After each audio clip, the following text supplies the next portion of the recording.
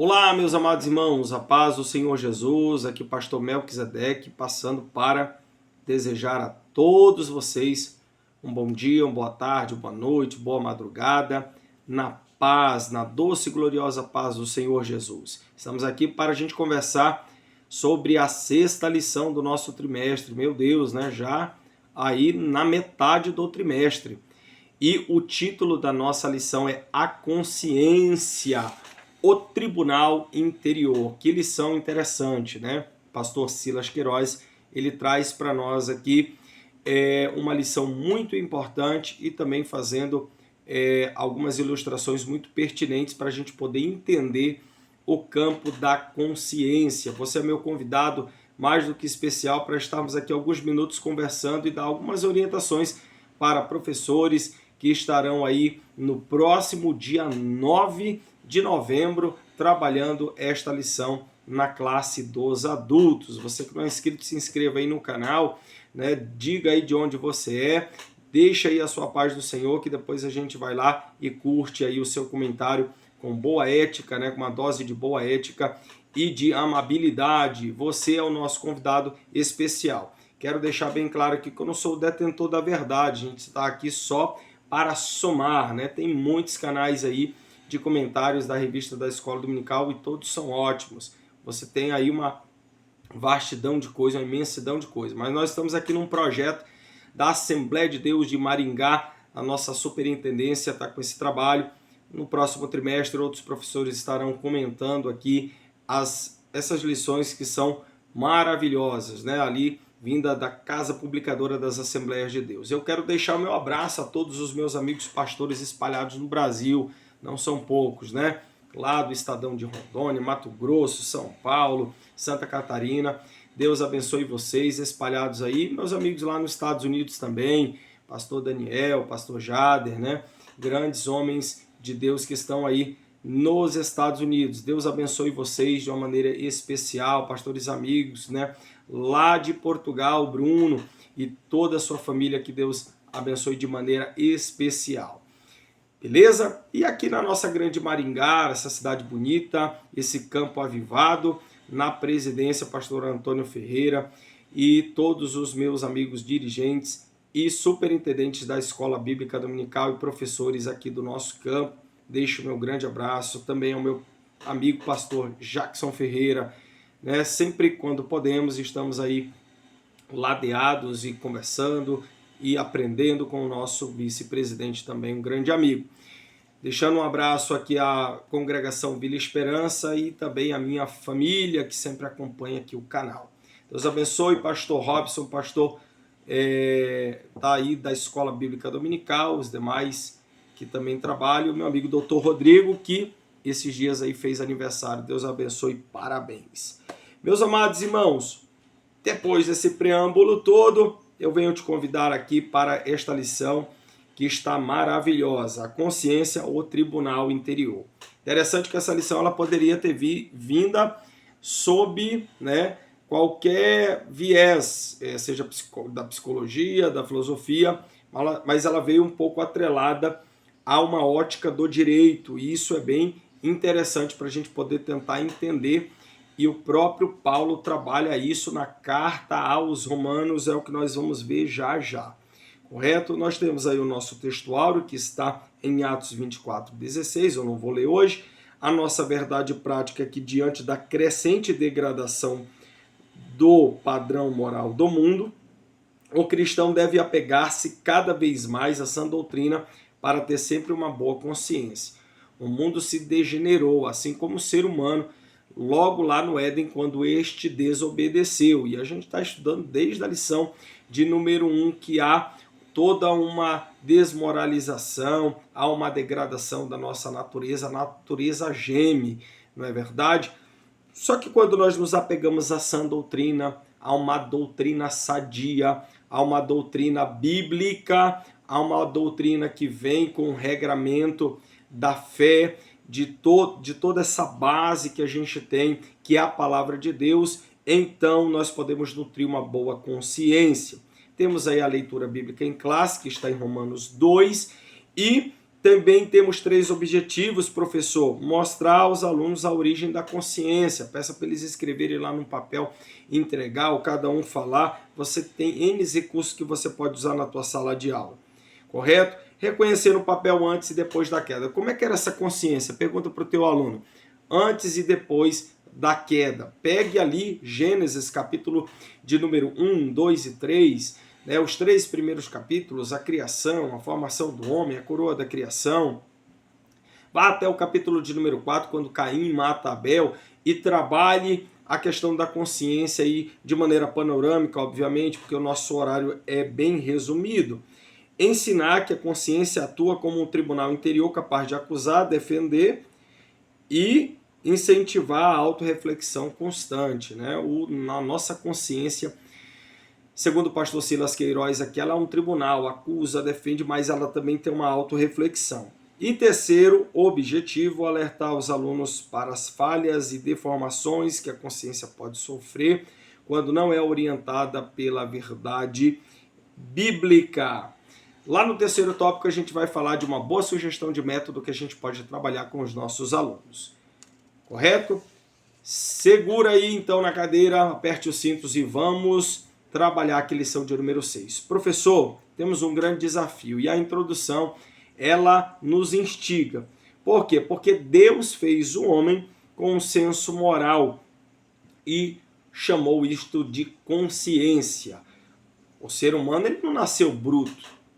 O ser humano ele não nasceu aí um pré-histórico de uma maneira que ele não sabia raciocinar, teve que aprender tudo à base da evolução. Eu já fiz a propaganda aqui, vou fazer de novo.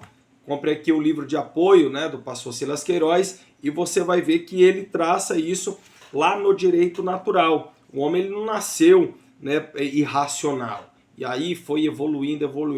Quando a gente lê a palavra de Deus, que é a nossa regra de fé, e eu quero te chamar aqui bastante atenção, tá? Deixa essas teorias aí, tem 1 milhão de teorias por aí, um fala uma coisa, outro fala outra. Fica com a palavra de Deus, eles vão falar do mesmo jeito, vão reclamar do mesmo jeito, mas a palavra foi dada e a gente crê nela pela fé. A gente não crê pela ciência, a gente não crê pelo tubo de ensaio, já disse isso em aulas anteriores. A gente precisa falar a palavra de Deus. A Bíblia, lá em Marcos capítulo 16, 15, está dizendo assim, ide, pregai o evangelho a toda criatura.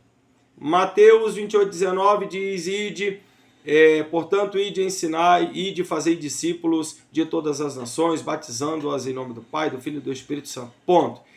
Você tem que pregar a palavra do Senhor. Quem vai acreditar em você, quem não vai acreditar, quem vai reclamar, quem vai deixar de reclamar, quem vai dar dislike, isso aí, irmão, vai sempre acontecer. Nós estamos aqui para falar a palavra de Deus. Então, nós não somos adeptos da teoria da evolução, não é verdade? Ainda que a gente possa entender a evolução como algo, né, que tudo evolui de uma certa forma, mas nós somos criados por Deus e Deus deu consciência. Quando ele sopra o ruá, ele não forma uma alma vivente no ser humano. O ser humano não é tríplice, não aprendemos, corpo, alma e espírito. Ele também é dotado de um cérebro, uma consciência, né, uma mente. Então, a gente pode trabalhar isso até como consciência e mente como algo sinônimo, não é? Mas o ser humano ele foi capaz logo nos seus primeiros passos de conversar com Deus, de ser mordomo de um jardim, de dar nome aos animais. Então, N situações e N fatores aqui que vão discordar dessa teoria de que o homem ele veio ele é um processo evolutivo, teve um ramocinho lá atrás. Não, esquece esse negócio. Então, Deus ele dota o ser humano de consciência.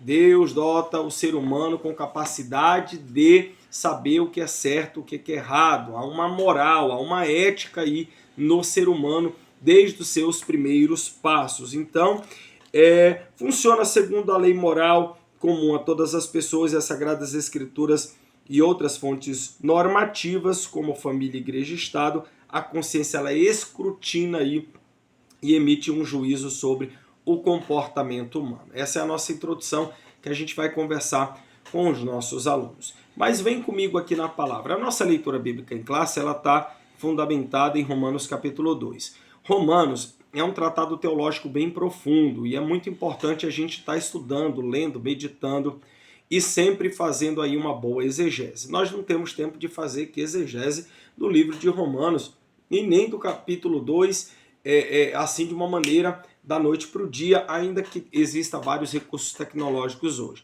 Mas eu quero te chamar a atenção de que Romanos, apesar de ser todo esse tratado teológico, bíblico-teológico, muito profundo, né? E que trabalha aí, Paulo vai trabalhar a consciência, a moral humana e o papel diante da lei de Deus, a gente pode perceber que o capítulo de número 2, ele é uma continuação do capítulo 1. O capítulo 1 ele mostra os gentios, todo não judeu, né? Que eles eram culpados diante de Deus porque rejeitaram a revelação natural, ou seja, a criação mostra o Criador. A própria criação, ela mostra de alguma maneira, mas é aquela pessoa que morreu sem nunca ter ouvido a palavra do Senhor. Existem evidências. O planeta ele é muito grande e existem evidências do Criador.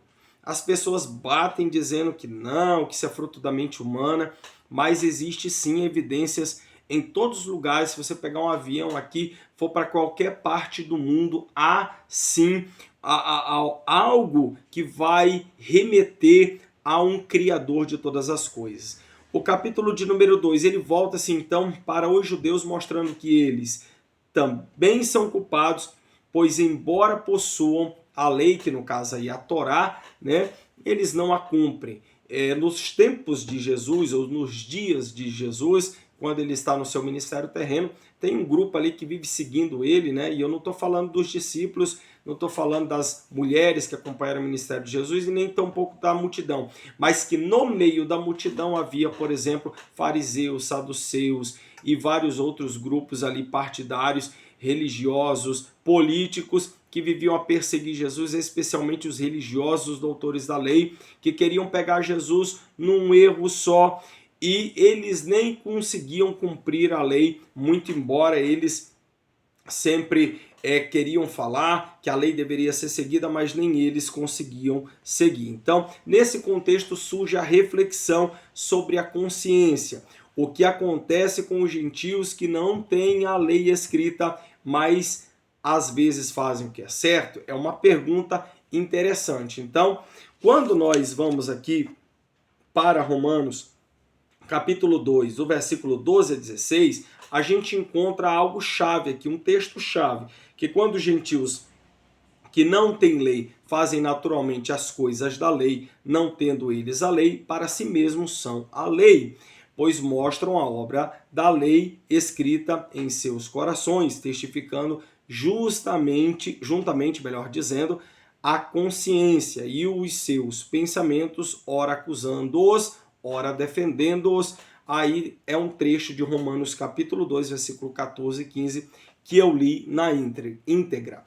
E o que Paulo quer dizer com a consciência? É que a consciência, ela pode ser entendida como testemunha moral interior. Então Paulo apresenta a consciência, né, do grego syneidesis, como uma testemunha interna e um tipo de tribunal moral dentro de uma pessoa. A consciência como testemunha interna da lei moral de Deus, Paulo ele vai deixar bem claro e explicar que mesmo os gentios, ou seja, não judeus, que não receberam a lei escrita de Moisés, possuem algo como uma lei interna, a consciência. É isso que Paulo está falando. O gentio é todo não judeu, né? O bárbaro, todo não judeu é um gentio. Então não foi dada a eles a lei, correto? Mas dentro deles mora uma lei interna, que Paulo aqui denomina ou conceitua de consciência.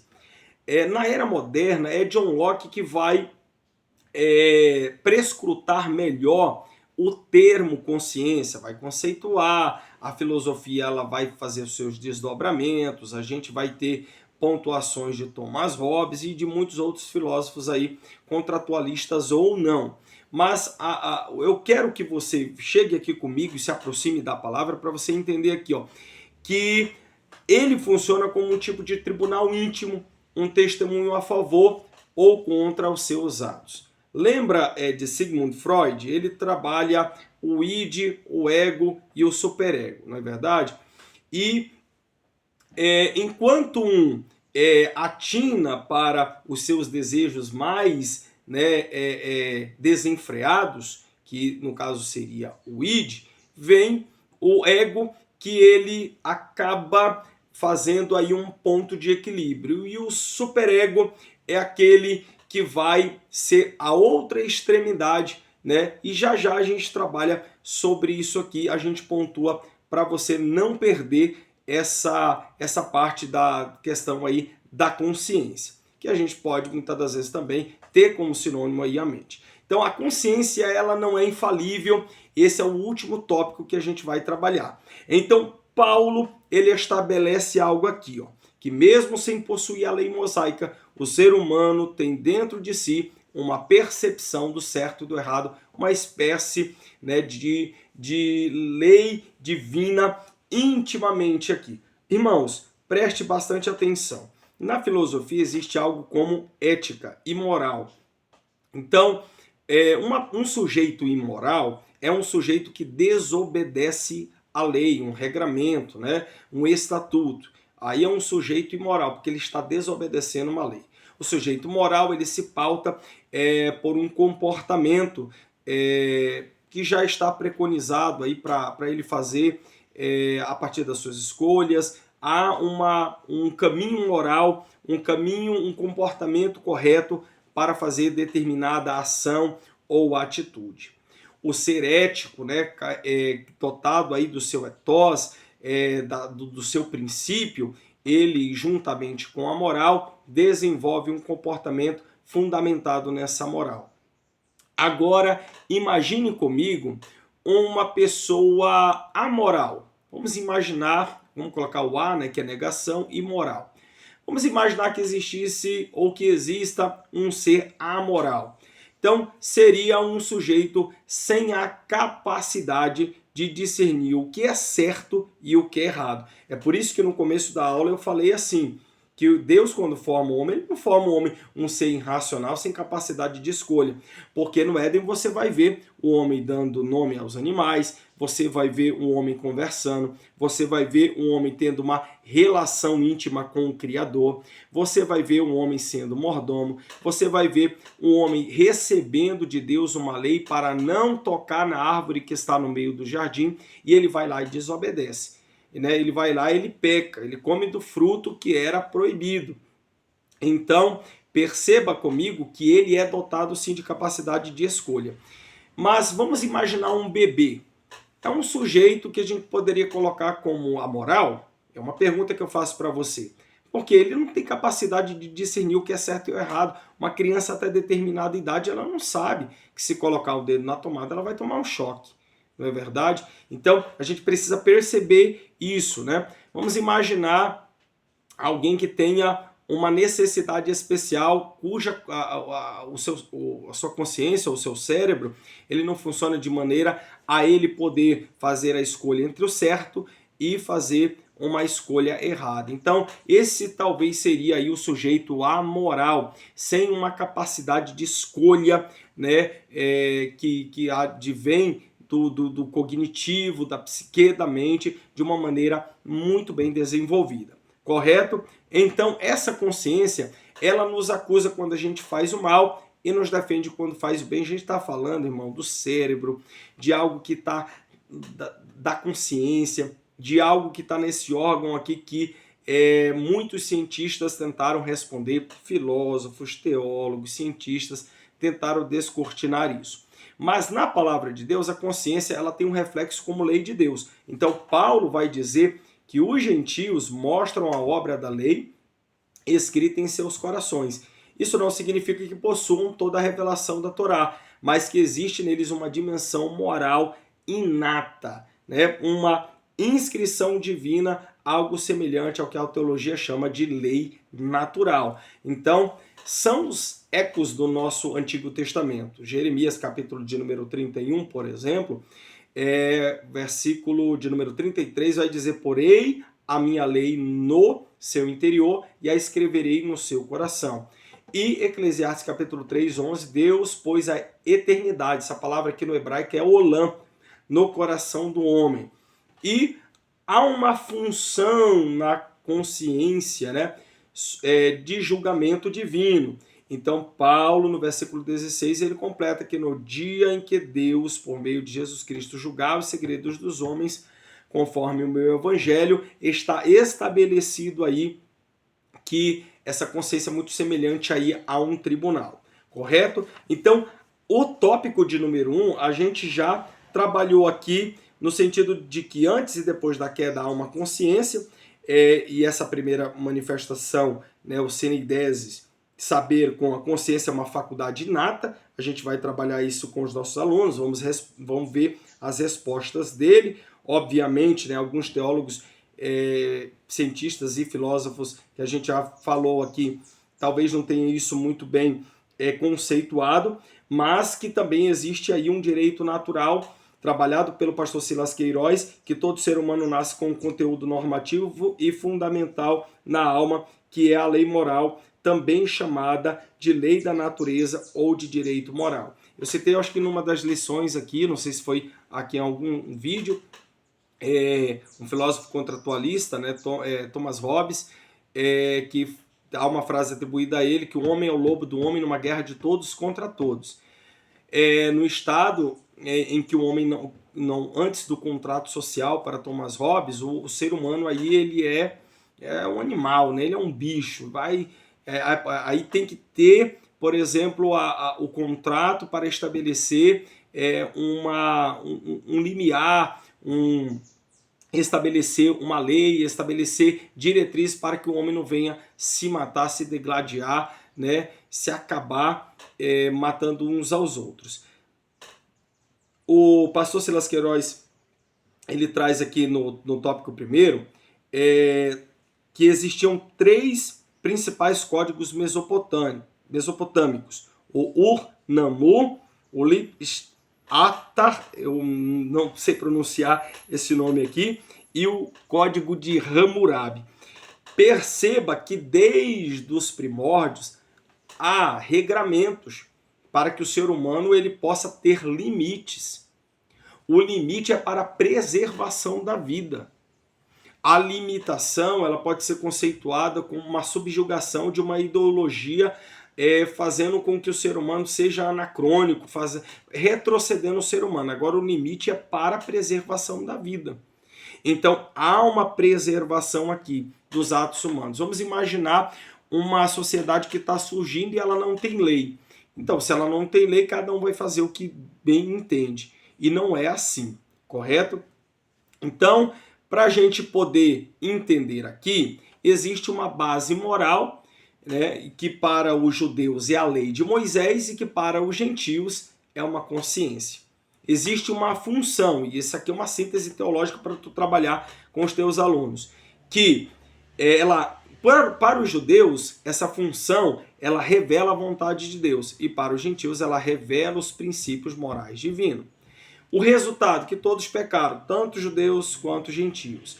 E por último, Cristo é o cumprimento da lei, o Redentor universal. Infelizmente, os judeus ortodoxos não acreditaram que Jesus era o Messias, né? Mas para que se cumpra a palavra de Deus, na volta de Jesus, o povo de Israel vai ficar, e eles, quando lá no último dia, né, estiverem aí ameaçados por um grande exército para serem destruídos, o próprio Deus virá com a sua noiva, né? Cristo, o Jesus Cristo, virá o cavaleiro branco em seu cavalo, né, com toda a amada igreja, e Jesus, pelo sopro da sua boca, o nosso Deus Todo-Poderoso destruirá todos esses exércitos. Isso aí é uma gota de escatologia. Então, muito embora alguém possa dizer que o Antigo Testamento não tem uma palavra muito formatada para a consciência, mas as tábuas do coração, expressões poéticas que estão em todo o Velho Testamento, né, de Gênesis a Malaquias, a gente vai encontrar. Então, em Romanos, Paulo ele faz referência exatamente à lei mosaica, porque os judeus entendiam isso. E como o gentio, por exemplo, não entendia o que era a Torá, o a lei mosaica. Vamos imaginar, né, um gentio lá que não entendia nada disso. O camarada tinha vindo da Grécia, tinha vindo da Mesopotâmia, tinha vindo de várias outras partes do mundo, e ele não sabia o que era a Torá, não conhecia o que é isso. Então Paulo ele vai se utilizar de algo que os judeus conhecem, que é, obviamente, a lei de Moisés, né? Eles têm muito isso, lei de Moisés, lei de Moisés, lei de Moisés. Eu acho que se houvesse aí, eu acho que é por isso que Deus escondeu o corpo de Moisés, porque se o corpo de Moisés estivesse aí, eles estavam adorando, fazendo romaria para ver o corpo de Moisés, e isso não é interessante. Deus não dá a sua glória a ninguém, que fique registrado isso, né? Deus não dá a sua glória para ninguém. Então, todos os homens, obviamente, pecam, falham, né? E, em princípio, é como base nessa lei geral que a consciência atua, quer acusando, quer defendendo, e o que ocorreu em relação aos hebreus foi a positivação do direito natural, a escrita em pedras dos preceitos comuns a todos os homens, como a proibição de matar. Interessante, né? Escrito em pedra, por isso lei pétreas, cláusulas pétreas, né? Registrado em pedra. Olha que interessante. E mesmo estando registrado, o homem transgrediu a lei, né? Transgrediu a lei, e isso deu muita dificuldade aí ao longo da história humana. O funcionamento da consciência. Acusação, defesa e julgamento. Então a gente retoma isso aqui mais uma vez. A consciência funciona como órgão de acusação e defesa, mas também exerce, né, uma função judicante. Então nós temos aí o Salmo de número 51 e verso 3 e Gênesis 3 e 7, que diz que tão logo Adão e Eva pecaram, foram abertos os olhos de ambos e conheceram que estavam nus. É uma expressão para identificar que agora eles, né, de uma certa maneira, estavam conhecendo, e também a sua consciência, né, o acusando de erros que eles haviam cometido pela desobediência. Então o verbo conhecer e adar traduz o apontamento negativo pela consciência, reprovando a conduta do primeiro casal. Então nós vamos conversar isso com os nossos alunos lá e também ouvi-los, né? É sempre interessante você lecionar, e se você lecionar aí de uma maneira muito expositiva, que no final do primeiro tópico você abre aí para os alunos eles falarem. Sempre tem aqueles alunos que gostam de falar bastante, né? Deixa para o final de cada tópico para você fazer depois uma retomada bem legal. A consciência, que a gente está trabalhando aqui com base em Romanos 2, ela deve ser educada pela palavra de Deus. Ela serve como voz, né, de alerta do Espírito Santo. A nossa consciência ela possui, né, um sinal de alerta aí, e aponta continuamente para a necessidade de arrependimento e graça, que é o que a lição vai levar a gente a fazer. Van justificativa, a expressão foram abertos os olhos, ela também significa a experimentação imediata da malícia. Óbvio, se o homem peca, desobedece, então ele vai experimentar no seu corpo essa malícia, esse erro, e que vai, obviamente, lá na frente, sentenciá-lo à morte. O corpo ele vai morrer, né, meu irmão? O espírito vai voltar a Deus que o deu, e a alma, essa vai passar por um julgamento. Então, ao ouvir a voz do Criador, eles sentiram medo. Então, Deus dirigiu a pergunta retórica a Adão. Isso todo mundo já conhece, né?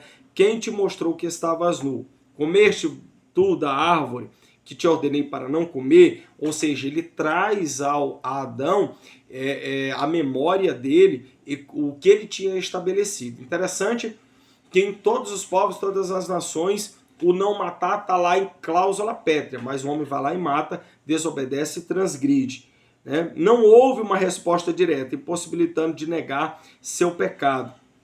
Adão fez o que se tornaria comum ao ser humano, tentou justificar, certamente buscando aplacar a consciência. A mulher que me deste. Então, o que ele pegou ali pela frente, ele já tentou transferir o seu pecado. E Eva seguiu o mesmo caminho, culpando a serpente. É por isso que há uma sentença para o homem, para a mulher, para a serpente, para a terra, enfim.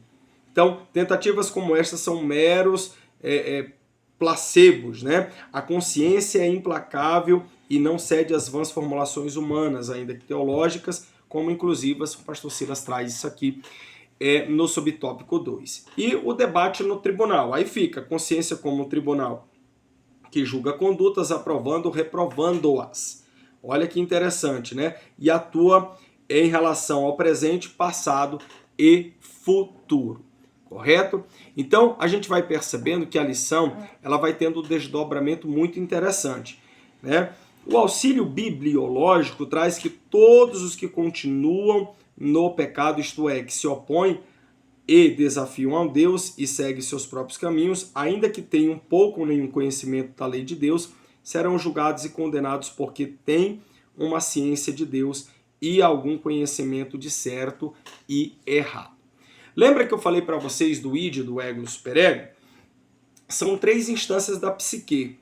A psique é uma palavra lá no grego, a gente já aprendeu, não é verdade? O que é a psique? O que é o soma? O que é o nefesh? Lembra lá que a gente trabalhou lá no começo, corpo, alma e espírito? Então vamos lá. Segundo Freud, né? O id busca a satisfação imediata, os desejos, impulsos e primitivos, o princípio do prazer. O ego, que é o eu, ele é o mediador e tenta equilibrar os desejos do id com a realidade externa e as exigências sociais, agindo de forma racional e realista, como o princípio da realidade. E o superego representa a moralidade e os ideais internalizados, atuando como uma espécie de juiz interno.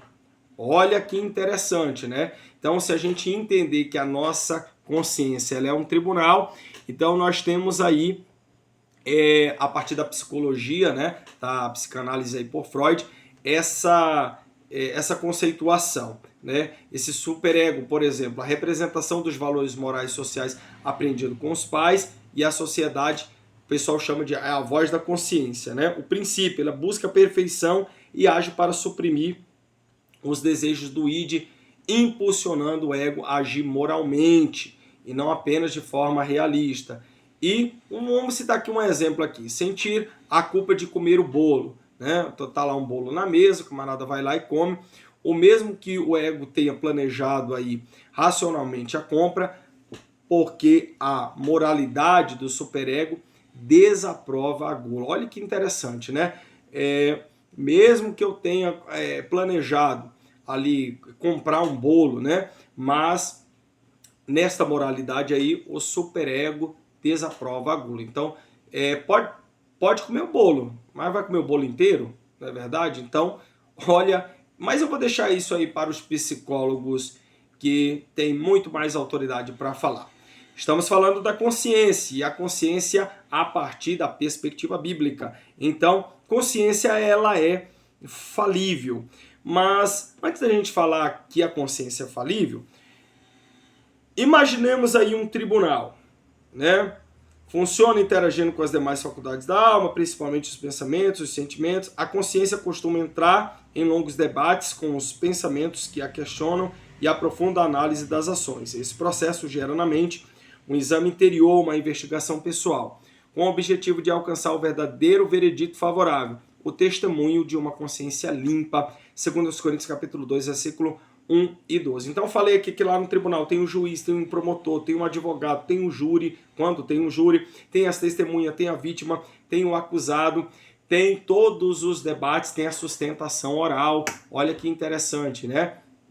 Tem N situações. Então Paulo compara a nossa consciência como tribunal. Se você erra, a tua consciência ela vai acusar, meu irmão. Se você faz o bem, a tua consciência também vai dizer que você fez o bem. Então a consciência ela atua como um tribunal interior que acusa e defende e julga as nossas atitudes diante de Deus e diante dos homens. Quando a gente erra, a gente sabe que errou. Não é verdade? Quando a gente acerta, a gente sabe que acertou. A consciência é falível. Defeitos da consciência. A Bíblia menciona consciências defeituosas. Por exemplo, cauterizada, insensível ao pecado. Existe a mente cauterizada. Você já ouviu falar nisso? É fraca, que é a legalista. 1 Coríntios capítulo 8. E contaminada e corrompida. Então, para a consciência funcionar bem, é preciso estar corretamente educada e cuidar da luz da genuína palavra de Deus. É a palavra de Deus que vai regular. A gente não necessita mais só da lei de Moisés ia ter que cumprir vírgula por vírgula. A lei de Moisés está na Bíblia Sagrada, na nossa Bíblia, não é verdade? Está na Bíblia do judeu, está na Bíblia do crente. A Torá, Pentateuco, Gênesis, Êxodo, Levítico, Números e Deuteronômio, nós cumprimos a palavra de Deus. Mas Jesus, ele veio e ele cumpriu toda a lei. Ele é o único que cumpriu toda a lei. E é em Jesus que nós temos, que nós devemos nos apegar. Devemos confessar a Ele os nossos pecados. Ele que é o mediador entre Deus e os homens. É Ele que se sacrificou na cruz do Calvário. É Ele que ressuscitou ao terceiro dia. Não foi João, não foi Zezinho, não foi Pedrinho.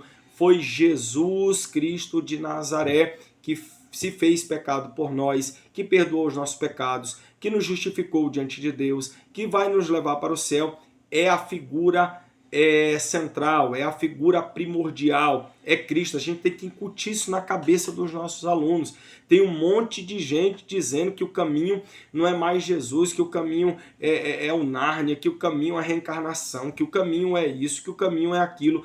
O caminho, a verdade e a vida está escrito em João capítulo 14, versículo 6. Jesus Cristo é o caminho, a verdade e a vida. Existem várias verdades, conversa fiada. Existe sim uma verdade absoluta e ela está pautada em Cristo Jesus. Então vamos lá.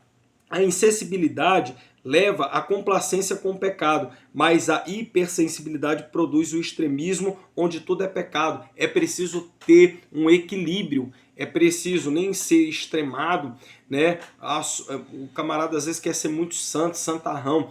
É preciso levar as coisas com equilíbrio. Deus é o supremo juiz, é Ele que vai julgar tudo e todos, apesar da sua grande importância no exercício de juízo moral. O pronunciamento da consciência não tem valor absoluto definitivo.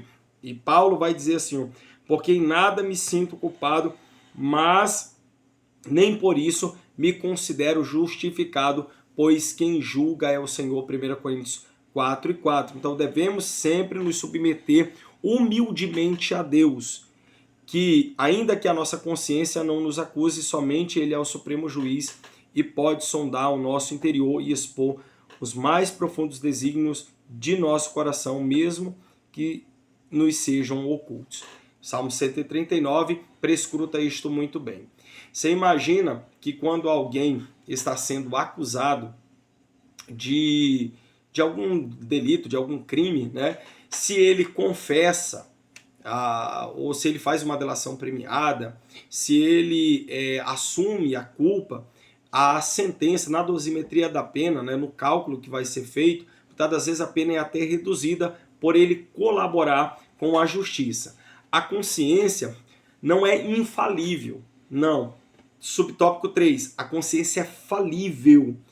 Ela não é infalível, mas ela é funcional. Paulo mostra que a consciência ela tem uma função moral. A gente já falou e repito aqui, acusa ou defende os indivíduos servindo como reflexo daquilo que Deus escreve no coração, na tábua do coração do ser humano, né? Essa ideia aponta a uma dimensão universal de moralidade. Todos estão sujeitos aos juízos de Deus, tanto judeus quanto gentios. A gente já falou sobre isso aqui. São responsáveis diante de Deus. Você precisa deixar isso aclarado para os teus alunos. Os judeus receberam a lei. Os gentios, embora não a tenham, possuem, né, essa consciência que testemunha sobre o certo e sobre o errado. Contribuição para a teologia natural. Olha o que essa lição traz para nós. Esse trecho é frequentemente citado em muitas discussões, obviamente, da teologia natural, pois sugere uma percepção do bem e do mal que está acessível a toda a humanidade. Nós trabalhamos isso aqui também. Mas quando somos sujeitos a Deus, quando nós nos colocamos diante do Senhor em humildade, quando nós regulamos a nossa consciência a partir da palavra de Deus, então ela nos leva a ter o temor ao Senhor, e temor ao Senhor é o princípio da sabedoria, correto? Você pode revisar o conteúdo com os teus alunos, fazendo perguntas e respostas. Na página 46 da nossa revista, a gente tem lá 5 perguntas. O que é consciência? do grego sineidesis, saber com, consciência é uma faculdade inata, ou seja, todos nasceram com ela. O que é o direito natural? Todo ser humano nasce com um conteúdo normativo fundamental na alma, que é a lei moral. Como que a consciência funciona? Ela funciona como órgão de acusação e defesa. Então, o tempo é pouco, ele é escasso, mas você pode ali dar uma gota, né, pela perspectiva da filosofia, da psicologia, sem deixar de fundamentar a tua aula na palavra de Deus, que é o que nos interessa. Você pode ver que a palavra de Deus ela dialoga com várias ciências, na verdade. Eu já disse aqui que a Bíblia ela não é um livro de psicologia, mas tem, né, assuntos que a psicologia hoje trabalha. A Bíblia não é um livro de biologia, mas tem muita biologia nela, geologia, geografia, história, arqueologia, né? Mas a palavra de Deus, que é imutável, que é um princípio único, ela conversa e dialoga com todas essas ciências. Correto? 40 minutinhos aí de algumas ponderações. Você tem 3 objetivos, você tem uma introdução, um desenvolvimento, uma conclusão, você pode trabalhar os teus recursos, e eu disse para você que no terceiro tópico você pode ter uma sugestão de método aqui para você trabalhar um estudo de caso, e você pode fazer aí um debate orientado, né? Apresentar aos alunos situações reais ou hipotéticas sobre a consciência individual que foi enganada, distorcida, manipulada. E aí você pode trabalhar N situações, na verdade. A gente já falou até aqui da consciência, né? Muitas das vezes cauterizada, de mentes manipuladas. Aí a gente pode usar casos reais aí que apareceram, até casos midiáticos, né? De pessoas que fazem uma lavagem cerebral na cabeça, uma série de fatores. Então, esta lição está demais, está imperdível, você não pode deixar de trabalhá-las com os teus alunos. Que Deus te abençoe de uma maneira especial. Eu aguardo você aqui na próxima semana para a gente estar conversando na lição de número 7. Já estamos na metade da nossa lição. Que Deus te abençoe, Deus abençoe você, se inscreve no canal, deixa o like aí e até semana que vem.